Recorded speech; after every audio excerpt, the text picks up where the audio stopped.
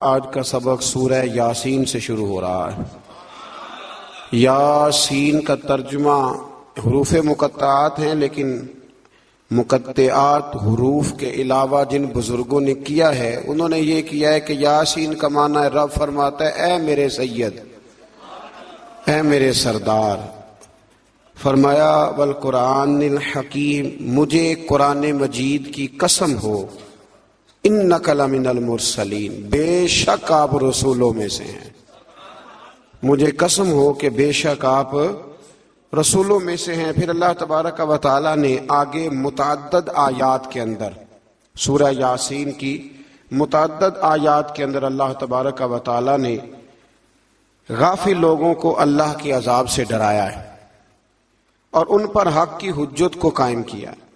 لیکن کچھ سرکش لوگ ایسے ہوتے ہیں جن پر دعوت حق کا اثر نہیں ہوتا۔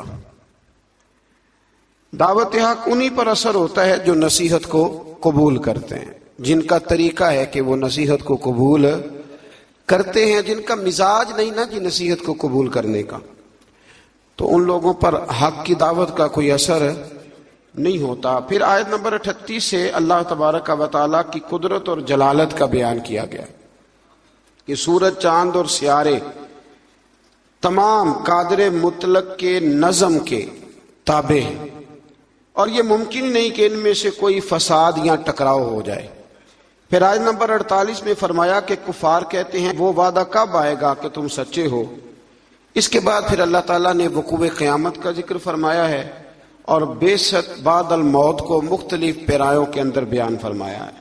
آیت نمبر 54 سے ارشاد فرمایا کہ بغیر کسی ظلم کے اعمال کا بدلہ دینے اور جنتی لوگوں کے لیے نعمتوں کا ذکر ہے اور مجرموں کو الگ کرنے اور جہنم کے عذاب کا بھی اللہ نے انہی آیات کے اندر تذکرہ فرمایا ہے۔ آیت نمبر 65 میں اللہ تبارک و تعالی نے بتایا ہے کہ قیامت کے دن مجرموں کے منہوں پر مہریں لگا دی جائیں گی، منہ ہوں گے ان پر مہر لگا دی جائے گی، اور ان کے ہاتھ، پیر اور دیگر اعضاء سلطانی گواہ بن کے اللہ کی عدالت میں ان کے خلاف گواہی دیں گے۔ ہاتھ بھی خلاف گواہی دے گا، پیر بھی خلاف، زبان پہ تو مہر ہوگی، یہ گواہ بن جائیں گی ساری چیز کہ ہم سے کیا کیا جرائم کرائے جاتے تھے۔ پھر آیت نمبر 68 میں بتایا کہ جسے ہم لمبی عمر دیتے ہیں تو ہم اس کی جسمانی بناوٹ کو ابتدائی حالت کی طرف الٹ دیتے ہیں، یعنی ایسی لمبی عمر کی دعا مانگنی چاہیے جس میں انسان کی عقلی، علمی، فکری اور جسمانی قوت سلامت رہے۔ اس میں سلامت نہ رہے اس لمبی عمر کی دعا، اس کے لیے بزرگوں نے یہ دعا سکھائی ہے کہ دعا اس طرح مانگو، یا اللہ جب تک تو میرے لیے بہتر سمجھتا ہے مجھے دنیا میں رکھ، اور جب میرے حق میں بہتر نہ ہو تو پھر مجھے اپنی بارگاہ کا قرب عطا فرما، پھر تو مجھے اپنے قریب بلا لے۔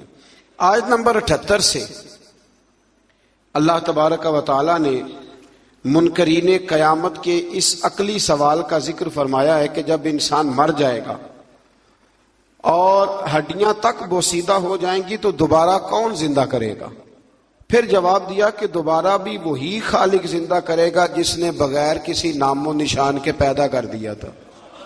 اب تو ہڈیوں کا نام و نشان ہے نا، تب تو نام و نشان بھی کوئی نہیں تھا، تو اگر اس وقت پیدا کر لیا تھا تو اب دوبارہ زندہ بھی کر دے گا۔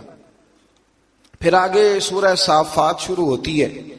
اس سورہ مبارکہ میں اللہ تبارک و تعالی نے متعدد چیزوں کا ذکر فرمایا ہے، اور اس سورت کے شروع میں فرشتوں کی مختلف جماعتوں کی قسم کھا کے اللہ تعالیٰ نے اپنی وحدانیت کا ذکر فرمایا ہے۔ کچھ مضامین ایسے ہوتے ہیں جو پچھلے اسباق سے ملتے ہیں، تو چونکہ جب 2 پارے کرنے ہوتے ہیں تو میری یہ خواہش ہوتی ہے کہ صرف وہ مضامین لائے جائیں جو پہلے بیان نہیں ہوئے۔ تو اس میں اللہ تبارک و تعالیٰ نے ارشاد فرمایا آیت نمبر 40 سے لے کر 49 تک، فرمایا کہ اللہ تعالیٰ کے برگزیدہ بندوں کو آخرت میں عطا کی جانے والی کچھ نعمتیں ہیں۔ ان کا ذکر ہے کہ انہیں عمدہ میوے ملیں گے، وہ جنت میں عزت اور احترام کے ساتھ ایک دوسرے کے مقابل مسندوں پر بیٹھے ہوئے ہوں گے، سفید اور لذیذ شراب طہور کے جام گردش میں ہوں گے، جن سے نہ درد سر ہوگا نہ ہوش اڑیں گے، پیکرے شرم و حیا حوریں ہوں گی، وہ بلند مقام سے جہنمیوں کا مشاہدہ کر رہے ہوں گے، اور گویا جہنمی بھی ان کی طرف بڑی حسرت کے ساتھ دیکھ رہے ہوں۔ جنت جو ہے نا، جنت میں وہ جن چیزوں کی انسان دنیا میں خواہش کرتا ہے نا، وہ ساری چیزیں اللہ جنت میں عطا فرمائے گا۔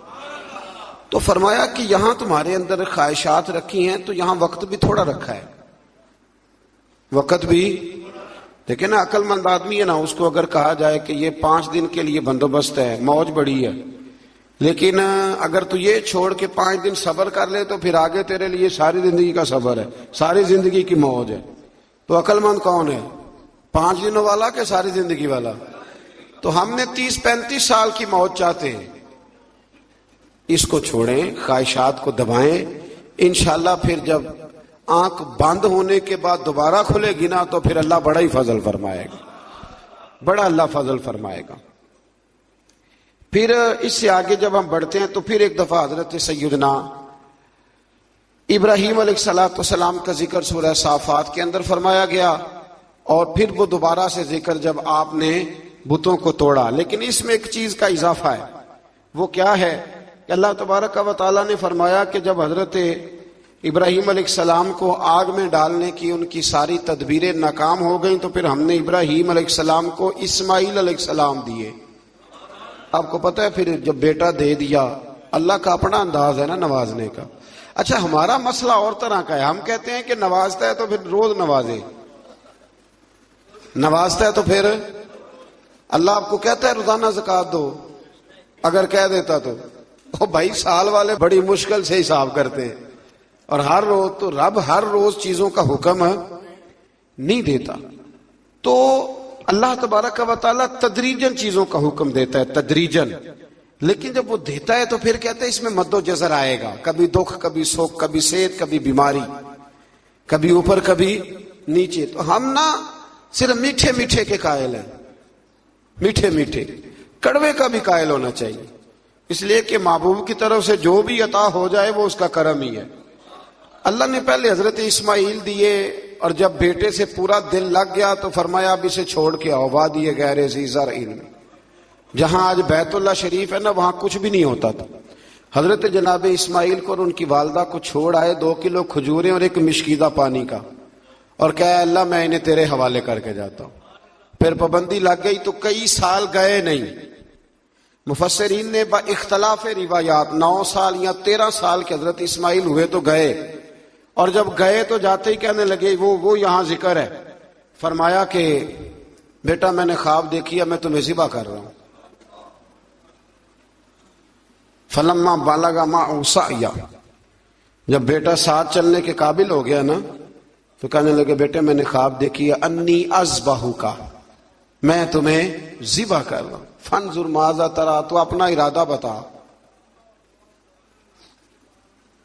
میں نے سورہ یوسف میں بھی عرض کیا تھا کہ ساری زندگی لوگ ماں بیٹے کی محبت کا ذکر کرتے آئے، پر قرآن مجید نے نا 2 جگہ باپ بیٹے کی محبت بھی بڑی کھول کے بیان کی ہے۔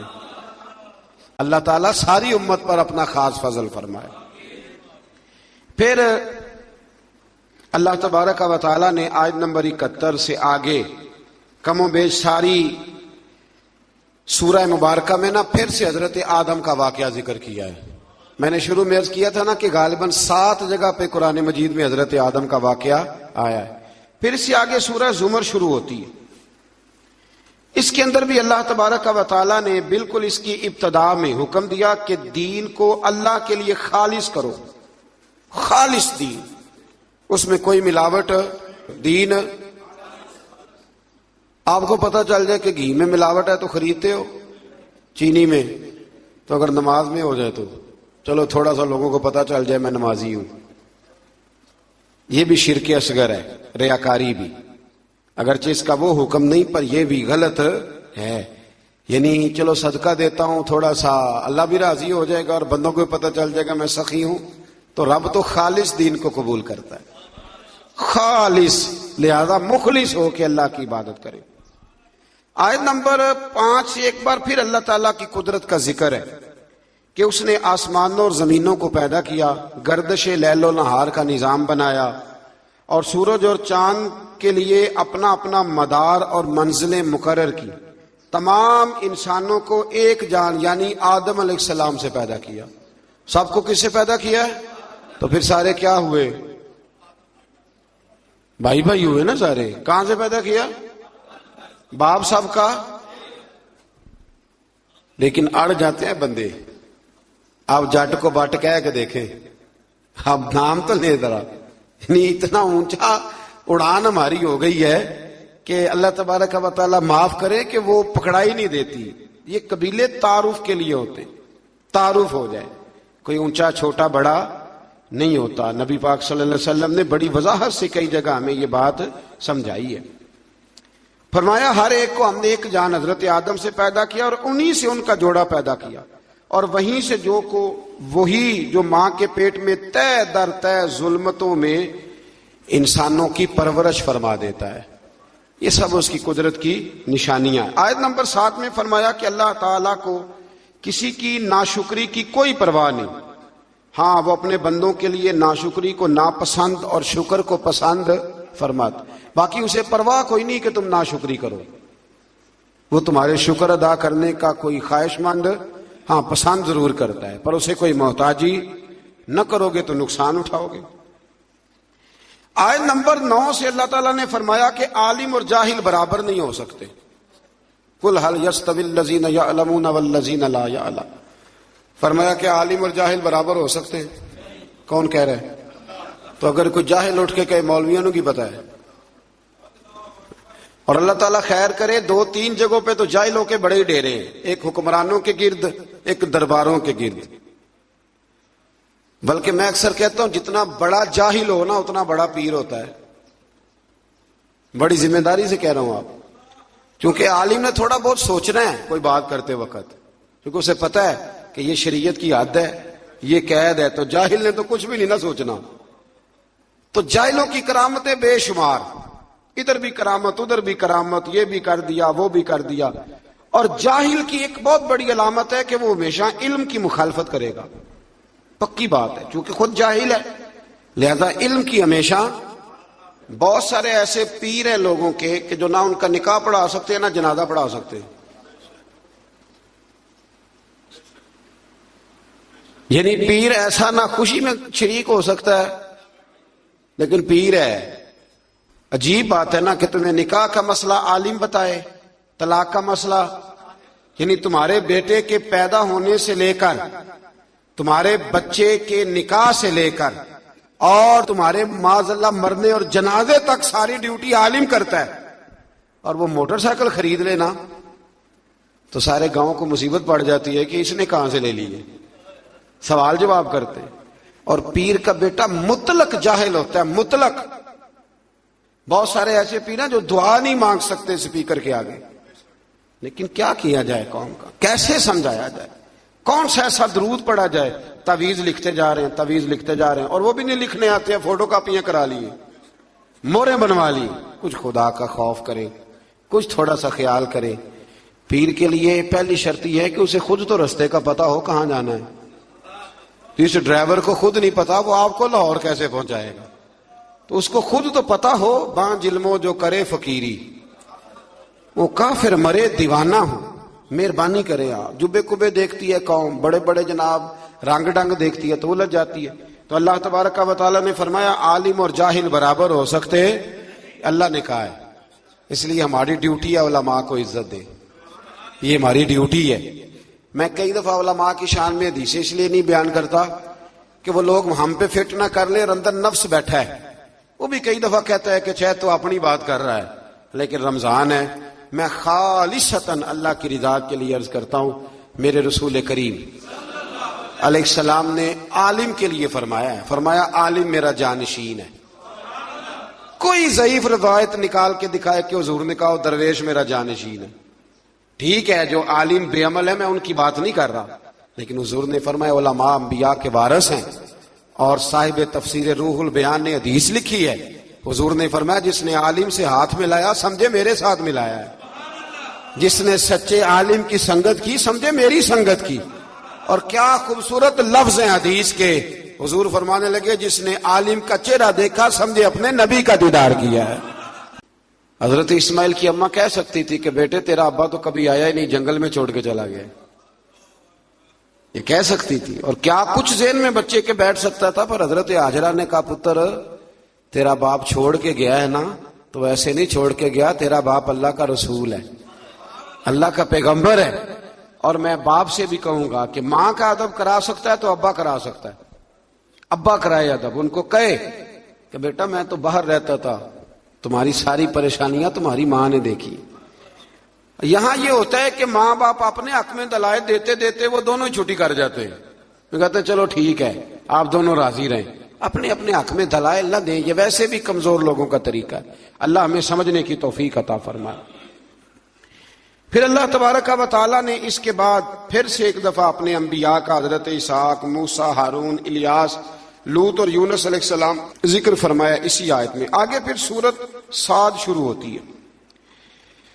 اس سورہ مبارکہ کی ابتدا میں قرآن کریم کی قسم کھا کے فرمایا کہ کافر تکبر اور مخالفت میں پڑے ہوئے ہیں۔ اس کے بعد فرمایا سرکار دو عالم صلی اللہ علیہ وسلم کی رسالت اور نبی کریم علیہ السلام کے انتخاب پر اور بے شمار معبودوں کی بجائے الہ واحدہ کی عبادت پر کفار کا بڑا تعجب ہے۔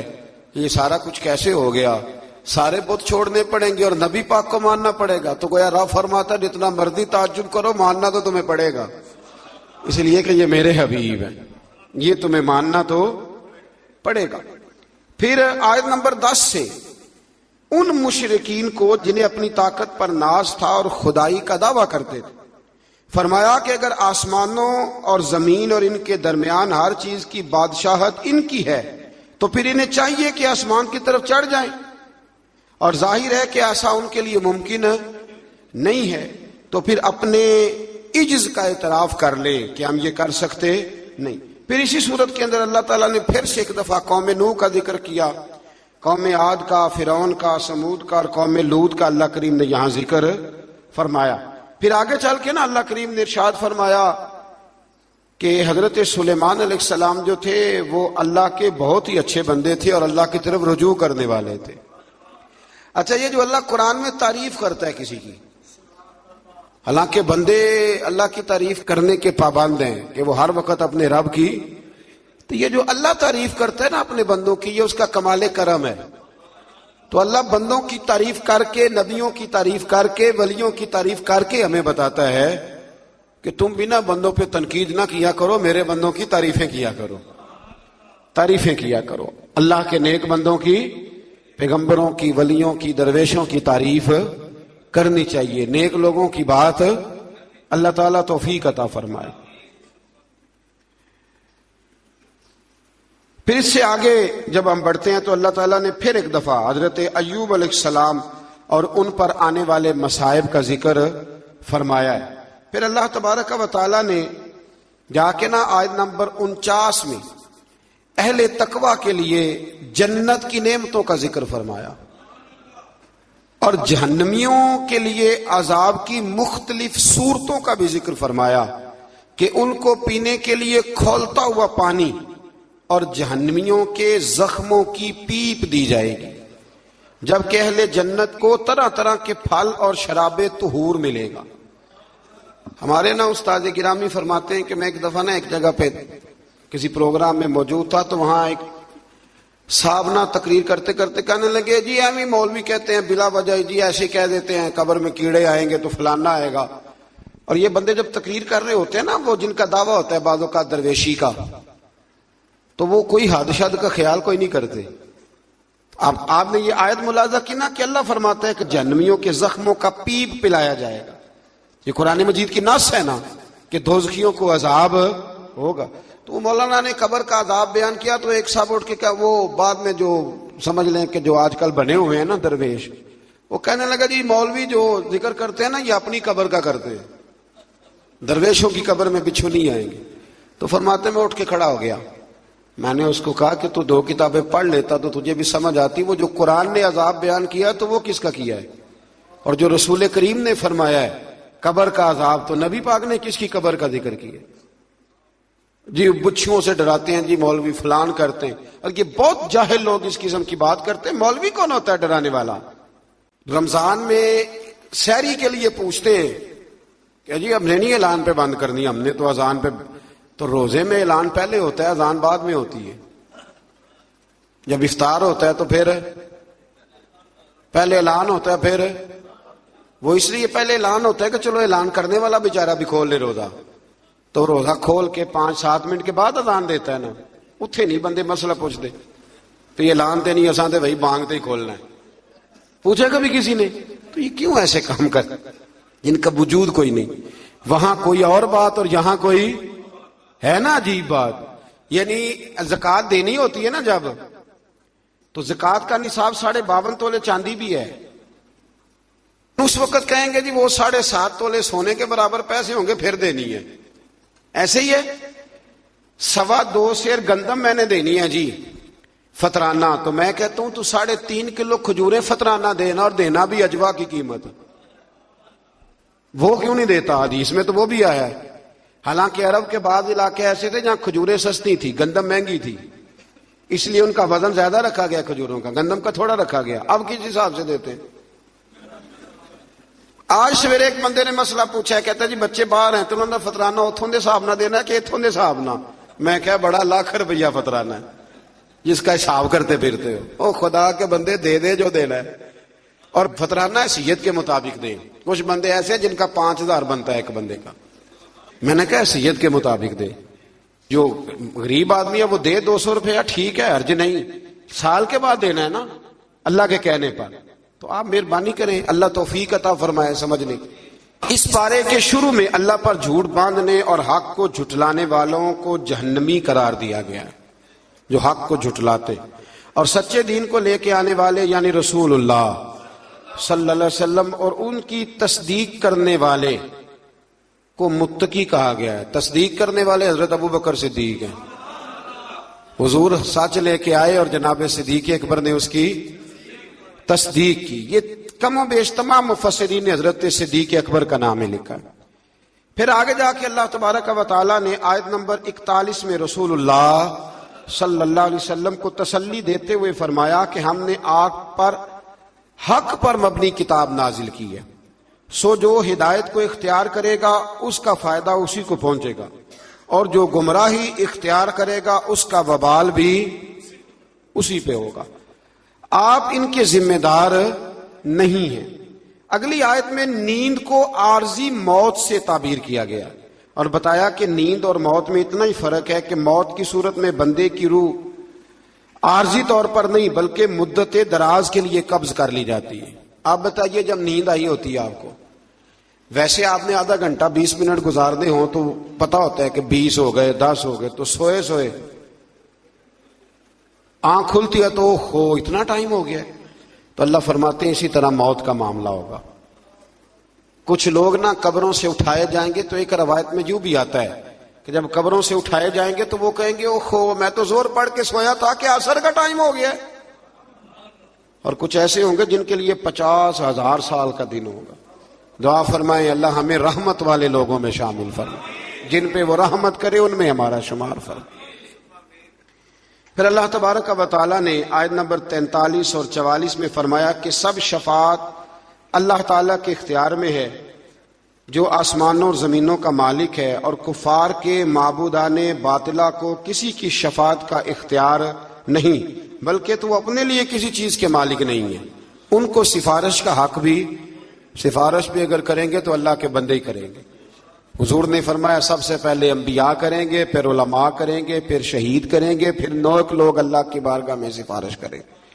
آیت نمبر 47 میں بے پناہ دولت جمع کرنے والوں کو خبردار کیا گیا ہے کہ اگر وہ زمین کی ساری دولت کے مالک بن جائیں اور اس کے برابر بھی ان کو مل جائے تو وہ قیامت کے دن یہ سب کچھ دے کر عذاب سے اپنی گردن چھڑانا چاہیں تو بھی انہیں خلاصی نہیں ہوگی. جتنا مرضی مال جمع کر لیں، قیامت کے دن اگر کوئی بچے گا تو اپنے نیک اعمال کی وجہ سے بچے گا. آیت نمبر 53 میں گناہ گاران امت کو بشارت دی گئی کہ اے رسول صلی اللہ علیہ وسلم کہہ دیجئے اے میرے بندو لا تقنطوا من رحمت اللہ، جنہوں نے گناہ کر لیا ہے وہ رب کی رحمت سے نا امید نہ ہو. ان اللہ یغفر الذنوب جمیعا بے شک اللہ تمام گناہوں کو معاف فرما دے گا۔ اگر سچی توبہ کریں گے تو اللہ تعالیٰ تمام گناہوں کو معاف فرمائے گا۔ آیت نمبر 71 سے بتایا کہ کافروں کو گروہ در گروہ جہنم کی طرف ہانکا جائے گا اور وہاں ان کا استقبال توہین آمیز انداز میں ہوگا، جبکہ اہل ایمان کو اکرام کے ساتھ جنت کی طرف لے جایا جائے گا اور وہاں ان کا استقبال انتہائی اعزاز و اکرام کے ساتھ ہوگا، اور اہل جنت اور فرشتے اور کائنات کی ہر چیز اپنے رب کی حمد و ثنا بیان کرے گی۔ اس سے آگے سورہ مومن شروع ہوتی ہے۔ اس کی آیت نمبر 7 سے فرمایا کہ وہ فرشتے جو عرش کو اٹھائے ہوئے ہیں، یہ بڑی خوبصورت بات ہے۔ فرمایا وہ فرشتے جو عرش کو اٹھائے ہوئے ہیں اور جو اس کے ارد گرد ہیں، وہ سب اپنے رب کی حمد کے ساتھ تسبیح کرتے ہیں اور اس پر ایمان رکھتے ہیں اور مومنوں کے لیے مغفرت طلب کرتے ہیں۔ یہ بھی اللہ کا کرم ہے نا جی۔ اور کہتے ہیں کہ اے ہمارے رب، تیری رحمت اور تیرا علم ہر چیز کو محیط ہے، سو جنہوں نے توبہ کی ہے اور تیرے راستے کی اتباع کی ہے ان کی مغفرت فرما اور دوزخ کے عذاب سے انہیں بچا۔ اس آیت میں بتایا گیا کہ اللہ کے مقرب فرشتے نہ صرف اس کے تائب بندوں کے لیے بلکہ ان کے صالح آباء و اجداد کے لیے، ان کی بیویوں کے لیے، ان کی اولاد کے لیے بھی جنت کی دائمی نعمتوں کی دعا مانگتے رہتے ہیں۔ اگر کوئی سچی توبہ کرے تو فرشتے بھی اس کے لیے دعا کرنی شروع کر دیتے۔ پھر آیت نمبر 10 میں فرمایا کہ کفار کو قیامت کے دن بلند آواز سے کہا جائے گا کہ تم لوگوں کو اپنے اوپر جتنا غصہ آ رہا ہے نا کہ ہم نے برے کام کیوں کیے، اس سے زیادہ غصہ اللہ کو تم پر آتا تھا۔ جب تم لوگوں کو ایمان کی دعوت دی جاتی تو تم کفر کرتے تھے اور اپنے گناہوں کا اعتراف کر کے کہیں گے کہ کیا جہنم سے نکلنے کی کوئی صورت ہے؟ پھر اس